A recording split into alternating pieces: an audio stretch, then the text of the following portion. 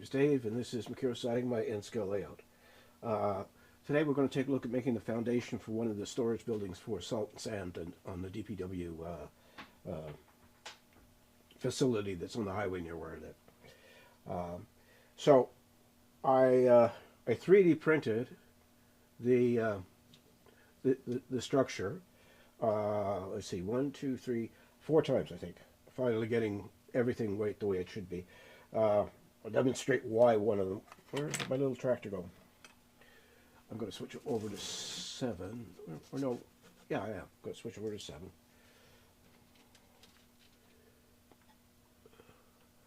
And you can see here's the 3D printed building. Now this is not the one that's going on the layout. This is one of 3, or I think it was only 3. I think it was only 3 of these that I printed. All right. One of the reasons it had to get reprinted is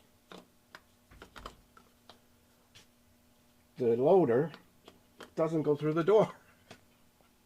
I was sure I measured it right, but I didn't, so I built the whole, printed the whole thing, and it wasn't right. So I do have another one I'll show you in, just a little bit later. But I'm going to first demonstrate how I go about putting the foundation on this building. Now, the building looked to me like it had a wooden foundation. And then I started doing searches on the web just to make sure, because I wasn't absolutely sure. The quality of the pictures from Google Earth are not always the best, and don't always catch as much detail as you'd like them to. So I did, and all of them seem to have concrete foundations, but obviously they had, those concrete foundations were made with a form around them, and the form had left an imprint of whatever the form was made of. Now, in some of the buildings I saw on the web, the foundation area of the building is totally smooth. There's nothing. It's just a smooth. It's almost like they made it and then took the forms off, and once the forms were off, they took a trowel and just smoothed the whole thing out.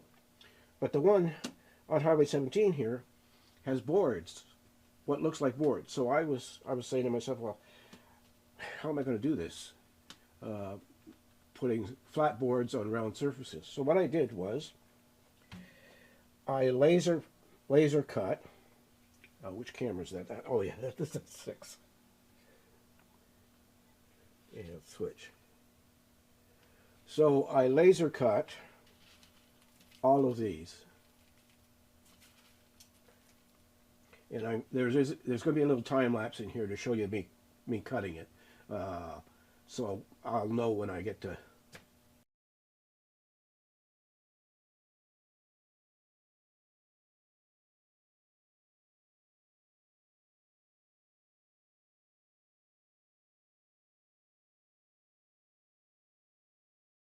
This part of the video that I'm going to give you my time lapse after this. So. Oops, there we go. So what did I do? Well, I took these things and I glued them with Eileen's tacky glue onto here. So what I'm going to do is I'm going to just do a little section of it so you can see how it was done. And once that's done, then the one that has it finished on it, I'm going to be painting over the primer that's on it to give it a dark concrete kind of look. So how did I go about doing this? Well, I got a little bit of Eileen's tacky glue, and I bought these tiny, this, believe it or not, this, what I'm holding up here is a Q-tip, and it's a very small Q-tip. So what I did was just rolled the tip in there, and I'm going to go back to 6, I think, so we can see it from above. And now, where am I going to go? Hold on, let's see if we can.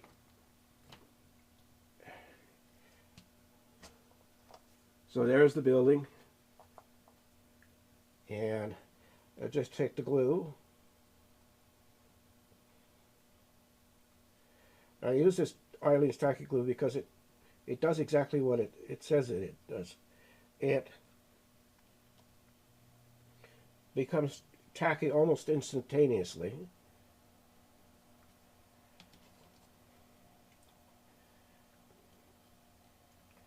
So it makes it really easy to work with. There we go. Where did I? Oh, there.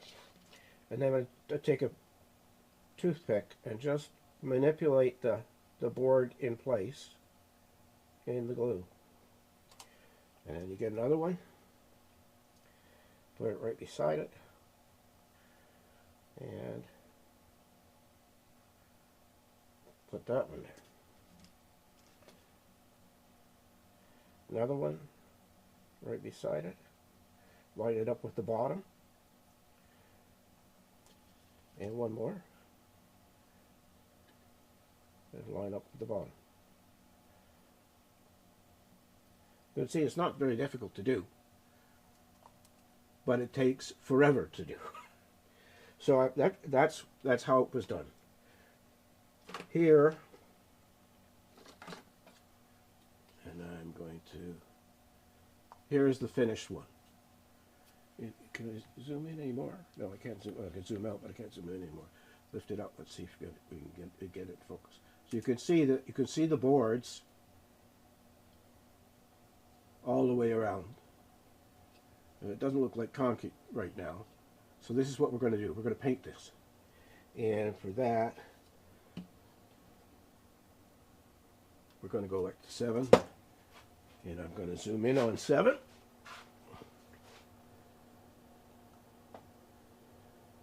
And move the camera down so it catches it. There we go. So we're going to be using some Mission Models paint. This one is dark rust, which is going to go on the bottom. This one is tire black, in case we need to use a black. I've got one that's called concrete from Model Air. One that's engine gray from Model Air. And also from Model Air, light gull gray. I'll put the numbers in the comments below, so you can, if you want to use these particular paints, you can. So we're gonna. I don't think that's focused.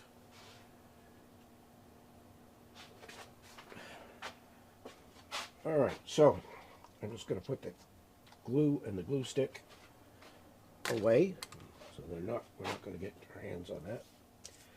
And I've got a plastic plate that I'm going to use as a palette.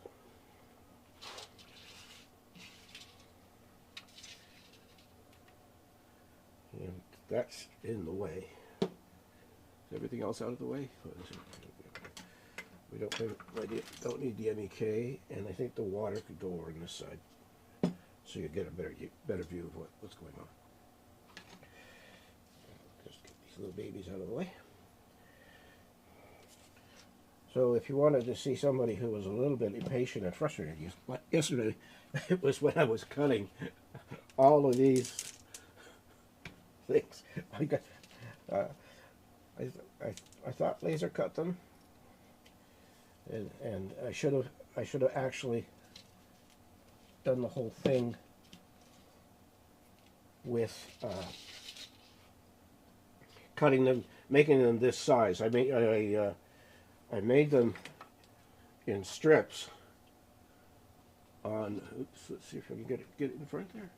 I made them in strips, and then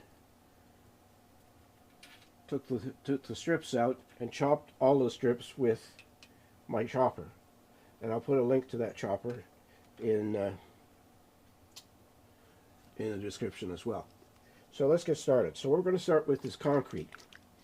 Now I'm going to use the technique that I have watched Boomer Diorama use, which is lots of water, a little bit of paint.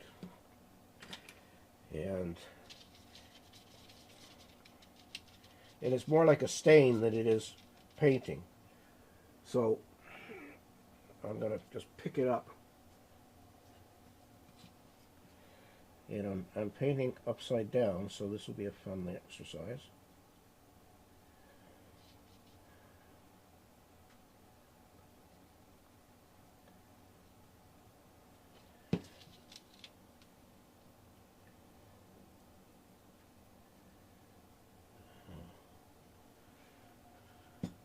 Let's go back to 6.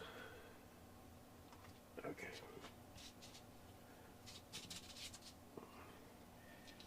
So this is lots and lots of water. It's going to fill the cracks that are here.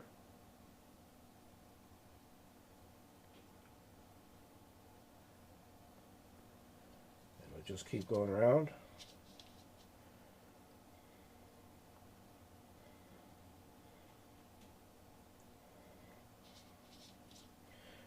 And we're going to try and do this in sections so that we have one paint wet when the next paint goes down. So we'll just set that like that. And I'm going to go with this engine gray, which I'm going to put in here. Now this has quite a bit of almost green in it. So I'm going to prop it up again. And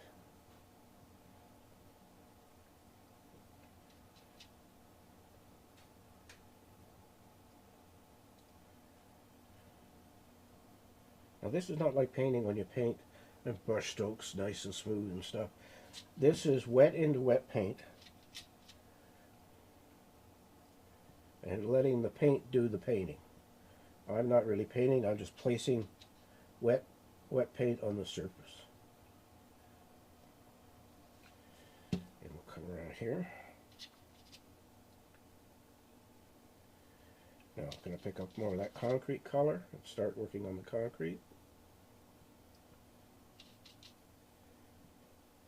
Now I have the shingles on order for this, but those of you who are Canadians know that we don't have any mail service right now because they're on strike.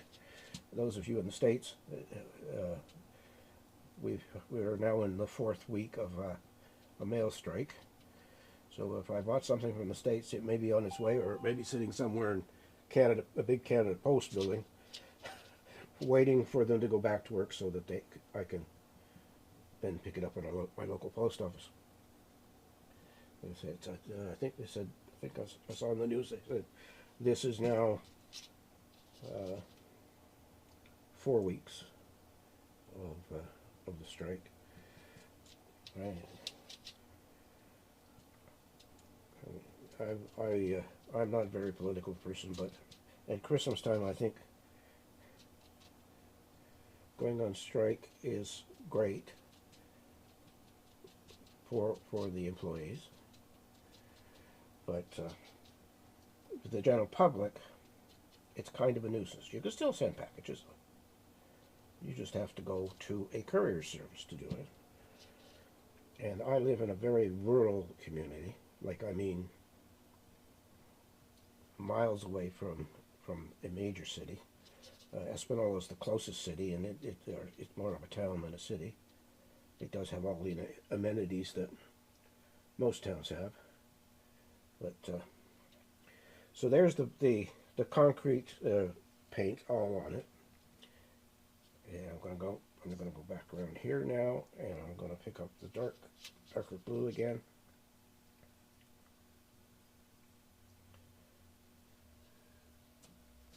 Or it's not. I'm trying to keep it in camera. I might have to invest in another lens for this little camera up here because it's got a good zoom, but if I zoom out, yeah, I guess we could do it that way. That's okay.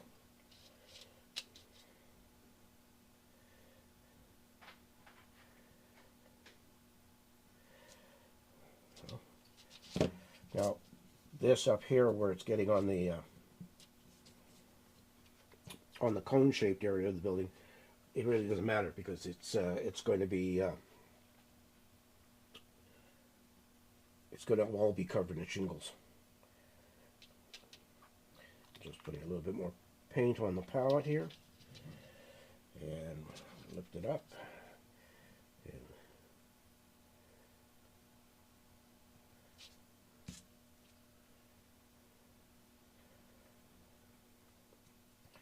so I put 2 coats of Tamiya primer on it.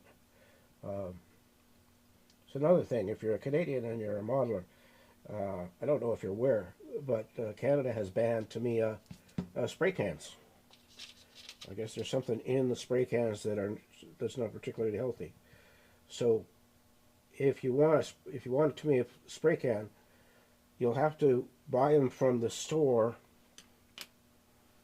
if they have stock. If they don't have stock, they can't order anymore.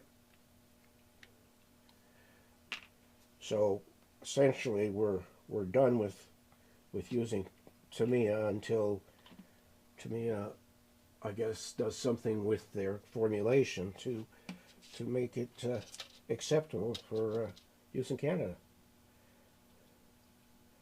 I didn't know about this until I was on, I think it was on Reddit in a forum, or Discord. I think it was Discord. And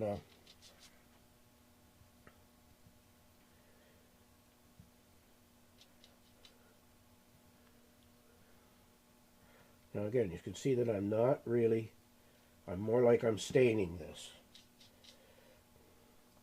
And if I use less water, it'll come out darker. The roof is going to be a dark brown. The shingles are dark brown.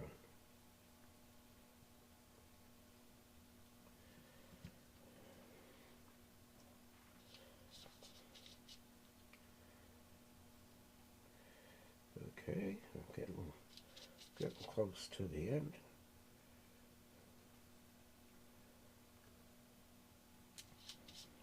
I printed this on my brand new Bamboo Labs P1S, and I'll tell you, it is one heck of a printer. It's not inexpensive. Right now it is reasonably expensive, but not expensive as full price, because everybody is doing their Black Fridays and Cyber Mondays and all of this stuff to drive sales. So I think we're just going to do one more color, and I think we're going to do the rest.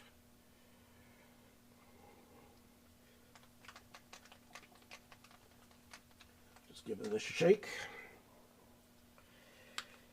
Put some.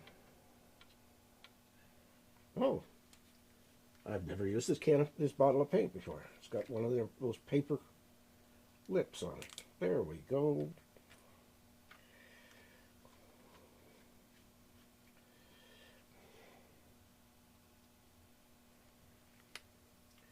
And I have a pipette with some water.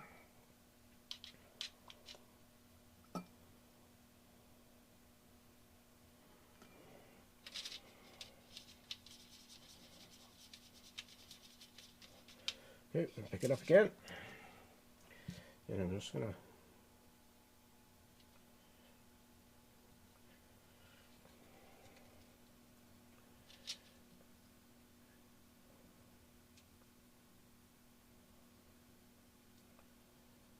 work along the edge at the bottom here.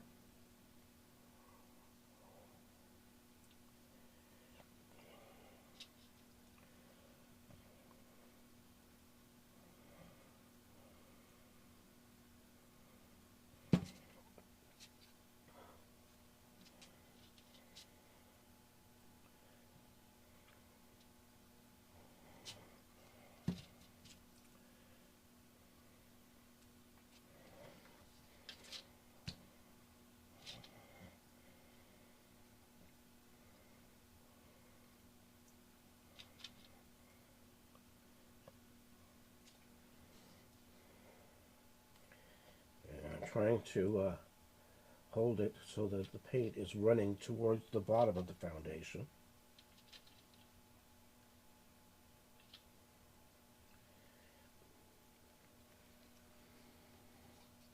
I think that's doing pretty good. That's, I see a couple of places we can do a little bit more.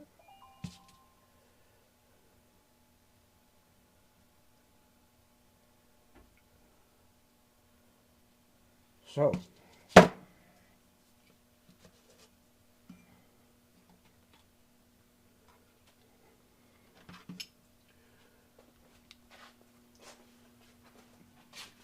you can see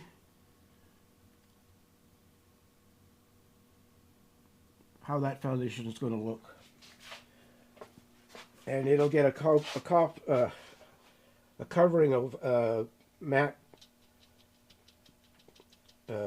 varnish or matte. No, it's a spray can of everything that's matte, just to seal it all up. But I'm quite happy with the way. Oh, that was not a good one. I know I said it didn't matter if paint got on that up there, but it bothers me when I see it. So now I'm just gonna go around and just dab paint on the bottom there.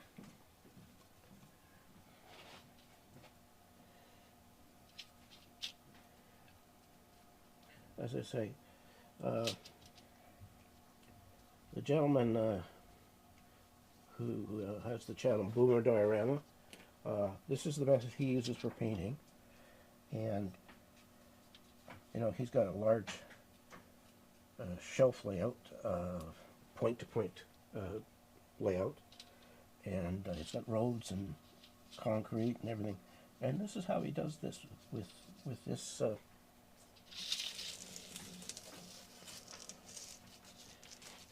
this method.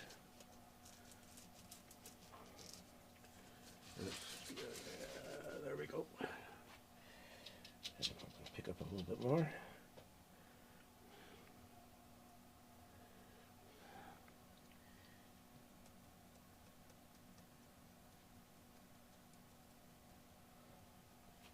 Just gotta look at something here. Okay, I thought so. Okay, I'll fix that after the paint's dry.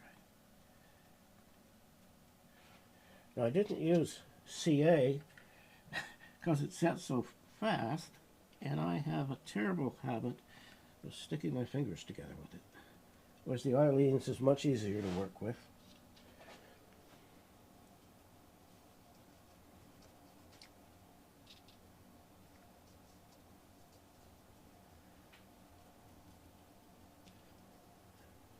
Now, where are you? There's your...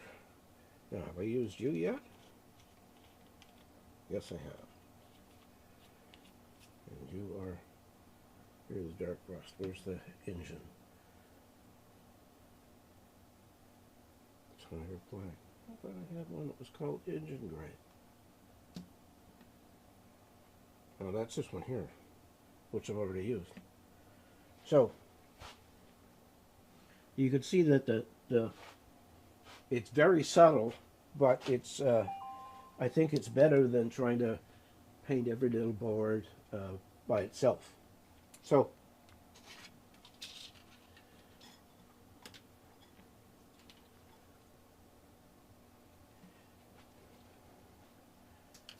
we're coming along. The paint for painting these buildings has traveled more to more towns in Ontario than I've ever been to in a short period of time. And I've been spending hours waiting for somebody on customer service to answer and give me a location for the for that parcel with all the paint that's in it. There's 6 bottles of paint in it. And I'm not blaming the company that I bought it from. Sunward Hobbies has always been very, very good to me, and I think they have tremendous customer service. But this, I don't want to name the company that's losing my parcel every second or third day, just because I don't want to get in trouble with them too much, and I'd rather do it in a professional way over the phone with somebody who works there. So anyway, that's why we're doing all of these things one step at a time. I may actually have to stop working on this. We might go back and do a little bit more on the refinery. I haven't put that building in place yet. Still needs to have glazing, still needs to be weathered, and it can go on the layout where it's supposed to go. So, without any further ado, as always, take care of yourself, take care of your family, and remember, it's your railroad, and you can build it any way you want. And I literally mean that, any way you want. So, we'll see you next week. I'm just, hold on, I want to, oh no, I can do it. I don't have to close it. I can do this.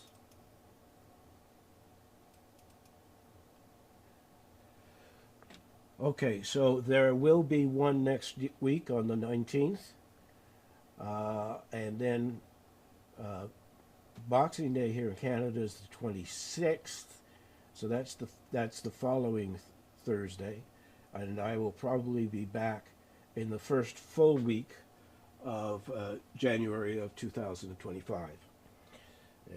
So that's it for today, and as always, take care of yourself. See you next week. Bye.